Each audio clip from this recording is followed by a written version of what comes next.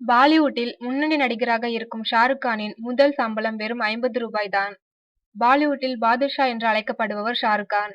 அண்மை காலமாக அவரது படங்கள் பாக்ஸ் ஆபீஸில் கில்லியாக சொல்லி அடித்து வருகின்றது.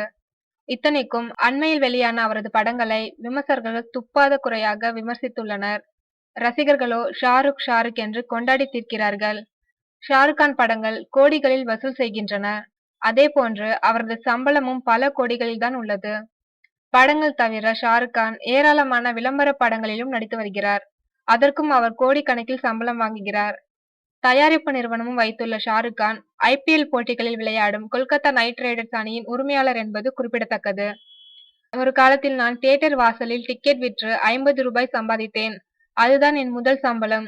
அந்த காலத்தில் 50 ரூபாயே பெரிய விஷயம் என்று ஷாருக் கான் தெரிவித்துள்ளார்.